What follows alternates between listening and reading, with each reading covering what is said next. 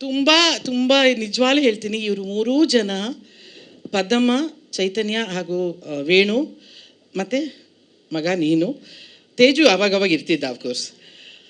ಇವರು ಇಷ್ಟೂ ಜನ, ಮೂರು ಜನ ನನ್ನ ಇಡೀ ಚಿತ್ರವನ್ನು ತಗೊಂಡು ಹೋಗಿದ್ದ ರೀತಿ, ಮತ್ತು ವಿನೋದ್ ಅದರಲ್ಲಿ ತುಂಬ ತುಂಬ ತುಂಬ ಚೆನ್ನಾಗಿ ಮಾಡಿದ್ಯಾ ಮಗ. ಎಷ್ಟು ಸತಿ ಹೇಳಿದ್ದಾರೆ ಅಂದರೆ ವೇಣು ನಿನ್ನ ಬಗ್ಗೆ, ಎಷ್ಟು ಚೆನ್ನಾಗಿ ಆ್ಯಕ್ಟ್ ಮಾಡಿದ್ದಾನೆ, ಎಷ್ಟು ಚೆನ್ನಾಗಿ ಕಾಣಿಸ್ತಾನೆ. ಐ ಥಿಂಕ್ ಚೈತನ್ಯಂಗೆ ಅದೊಂದು ಮಾಯಾಜಾಲ ಇದೆ. ನನಗೆ ಭೂಷಣ್ ಅವನಿಗೇನೂ ಕೋಪನೇ ಬಂದಿಲ್ಲ, ಅವನಷ್ಟು ಚೆನ್ನಾಗಿದ್ದ, ಅಷ್ಟು ನಗ್ನಗ್ತಾ ಇದ್ದ ಅಂತ ಸುಳ್ಳು ಹೇಳಿದ್ದು ನೋಡಿ ಭೂಷಣ್ ಬಗ್ಗೆ, ನನಗೆ ಇನ್ನೊಂದು ಭೂಷಣ್ ಬಗ್ಗೆ ಅನುಮಾನ ಬಂದುಬಿಡ್ತು.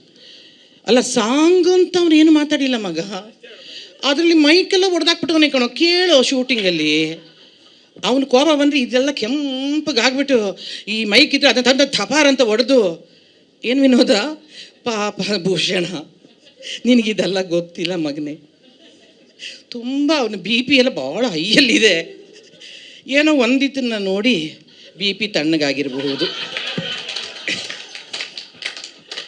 ಅದರಿಂದ ಆ ಸಾಂಗು ಆಗಿದ್ದೇ ಗೊತ್ತಿಲ್ಲ. ಪ್ರಿಯಾನಂದ್, ನನಗೆ ಆ ಹೆಣ್ಮಗಳದ್ದು ಗೊತ್ತೇ ಇವೆ. ಅವರಿದ್ದಾಗಲೇ ನಾನು ಜಾಸ್ತಿ ಬರಬೇಕಿತ್ತು ಶೂಟಿಂಗ್ಗೆ, ಬಂದಿದ್ದರೆ ಡೈರೆಕ್ಟ್ರ್ ಹಿಂಗಿರ್ತಿದ್ದ ಅಂತ ನೋಡ್ತಿದ್ದೆ ನಾನು. ಬಟ್ ತುಂಬ ಖುಷಿ ಅನಿಸುತ್ತೆ. ಈ ಸಿನಿಮಾ ತುಂಬ ಚೆನ್ನಾಗಿ ಬಂದಿದೆ ರೀ, ಎಲ್ಲರ ಬಾಯಲ್ಲೂ ಕೂಡ. ಎಲ್ಲೋ ಅಲ್ಲಿ ಹರಿ ಅವನು ತುಂಬ ಚೆನ್ನಾಗಿ ಎಡಿಟ್ ಮಾಡಿದ್ದಾನೆ. ಬಾರೋ ಇಲ್ವಾ ಕೂತ್ಕೊಬ, ಎಡಿಟರ್ ನಮ್ಮ ಹರಿ ತುಂಬ ಚೆನ್ನಾಗಿ, ಅಂದರೆ ಅಲ್ಲಿ ಬಾಂಬೆಲಿ DI ಮಾಡೋಕ್ಕೆ ಹೋಗಿದ್ದಾರೆ ವೇಣುವರು, ಇವತ್ತು ಸಂಜೆ ಇಲ್ಲಿ ಬೆಂಗಳೂರು ಬರ್ತಾ ಇದ್ದಾರೆ. ಎಲ್ಲರ ಬಾಯಲ್ಲೂ ಒಂದೇ ವಿಚಾರ, ಈ ಪಿಕ್ಚರ್ ಕ್ಲಾಸಿಕ್ ಆಗಿ ಬಂದಿದೆ, ತುಂಬ ಚೆನ್ನಾಗಿ ಬಂದಿದೆ, ತುಂಬ ಚೆನ್ನಾಗಿದೆ ಅಂತ ಹೇಳಿ. ನನಗಂತೂ ಎಷ್ಟು ಕ್ಯೂರಿಯಾಸಿಟಿ ಬೆಳೆಸಿದೆ ಅಂದರೆ ಫಸ್ಟ್ ನೋಡ್ಬಿಡ್ಬೇಕು ಈ ಪಿಕ್ಚರ್ನ ಅಂತ ಹೇಳಿ. ಆಮೇಲೆ ಈ ಚಿತ್ರದ ಸಂಗೀತ ನಿರ್ದೇಶಕರು ನಮ್ಮ ಪ್ರವೀಣಿಗೆ ನಾನು 3-4 ಸತಿ ಹೇಳಿದ್ದೀನಿ, ಚೈತನ್ಯಂಗೂ ಹೇಳಿದ್ದೀನಿ. ಭಾರತ ದೇಶದಲ್ಲಿ ಅತ್ಯಂತ ದುಬಾರಿ ಸಂಗೀತ ನಿರ್ದೇಶಕರು ಯಾರಾದರೂ ಇದ್ದರೆ ಅದು ಸಂತೋಷ್ ನಾರಾಯಣರವರು. ಅತ್ಯಂತ ಬ್ಯುಸಿ, ಅತ್ಯಂತ ದುಬಾರಿ. ಇವಾಗ ಅಂದರೆ ಕೈಗೆ ಎಟಕತಾಬೋದು ಸಂಗೀತ ನಿರ್ದೇಶಕರು ಅಂತ ನಿರ್ಮಾಪಕರಿಗೆ ಈಗಾಗಲೇ ಅರ್ಥ ಆಗಿದೆ ಅವರಿಗೆ. ಆದ್ದರಿಂದ ಅಂಥ ಸಂಗೀತ ನಿರ್ದೇಶಕರನ್ನು ಕನ್ನಡಕ್ಕೆ ಕರ್ಕೊಂಡು ಬಂದು ಪರಿಚಯ ಮಾಡಿ ಅವ್ರ ಕೈಯಲ್ಲಿ ಒಂದು ರೀತಿಯಾದ ಬೀಟ್ ಸಾಂಗ್ಸನ್ನೆಲ್ಲ ಹಾಕಿಸಿ ಆ ಮ್ಯೂಸಿಕ್ನ ಮಾಡಿಸಿರೋದು ಕೂಡ ಶ್ರೇಯಸ್, ಅದು ನಿನಗೆ ಸಲ್ಲಬೇಕು, ನಿನಗೆ ವಿನೋದನಿಗೇನೆ. ಯಾಕಂದರೆ ನೀವಿಬ್ಬರೇ ಡಿಸೈಡ್ ಮಾಡಿದ್ದಂತೆ ಇವರೇ ಬೇಕಂತ ಹೇಳಿ. ಕಂಗ್ರ್ಯಾಚುಲೇಷನ್ಸ್. ಅಲ್ಲ, ಅದು ಅರ್ಥ ಆಗೋರ್ಗೆ ಅರ್ಥ ಆಗಿರುತ್ತೆ. ಪಾಪ ಯಾಕೆ ಸಿನಿಮಾ ಲೇಟು ಅಂತಂದರೆ ಪ್ರೊಡ್ಯೂಸರ್ ಹೇಳ್ಬೋದು ಅದಲ್ಲ. ಬಟ್ ಆದರೂ ಕೂಡ ನಿಜವಾಗ್ಲೂ ಹೇಳ್ತೀನಿ, ಪ್ರತಿಭಾವಂತ ಸಂಗೀತ ನಿರ್ದೇಶಕ, ಅದ್ರ ಬಗ್ಗೆ ಡೌಟೇ ಇಲ್ಲ. ಇಲ್ಲಾಂದರೆ ಸುಮ್ಮನೆ ಇಂಡಿಯಾದಲ್ಲಿ ನಂಬರ್ 1 ಸಂಗೀತ ನಿರ್ದೇಶಕ ಆಗಕ್ಕೆ ಸಾಧ್ಯನೇ ಇಲ್ಲ. That's a part of the cinema journey. ಅಂದರೆ ಇದೆಲ್ಲವೂ ಆಗಬೇಕು, ಹಿಂಗೆಲ್ಲ ಆದ್ರೇ ಆ ಸಿನಿಮಾ ಜರ್ನಿನ ನಾವು ಎಂಜಾಯ್ ಮಾಡ್ಲಿಕ್ಕೆ ಸಾಧ್ಯ. ಮಗುವನ್ನ ಹೇಗೆ 1 ತಿಂಗಳು ಹೆತ್ತಿದ ಮೇಲೆ ನಾವು ಕನ್ಸೀವ್ ಅಂತ ಆದಮೇಲೆ ಅಲ್ಲಿಂದ ಶುರುವಾಗುತ್ತೆ, ಮಗು ಹೆರಿಗೆ ಆಗಿ ಮಗು ಹೊರಗಡೆ ಭೂಮಿ ಮೇಲೆ ಬರೋ ತನಕ ಅದೊಂದು that's a journey of the cinema, that is the cinema style.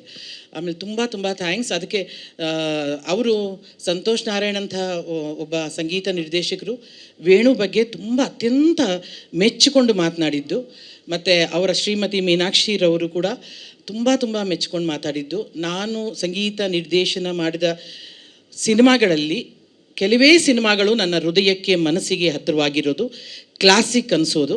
ಅದರಲ್ಲಿ ಒಂದು ಬಲರಾಮನ ದಿನಗಳು ಅಂತ ಹೇಳಿದ್ದು. ಅದು that is a biggest statement from the ಸಂಗೀತ ನಿರ್ದೇಶಕರು. ಆಮೇಲೆ ಸೀರೀಸ್ರವರು ಸುಮ್ಮನೆ ಬಂದು ಯಾವುದೋ ಒಂದು ಪಿಕ್ಚರ್ ರಿಲೀಸ್ ಆಗ್ತಿದೆ ಅಂತೇಳಿ ತೊಗೊಂಡು ಹೋಗುವಂಥವ್ರಲ್ಲ.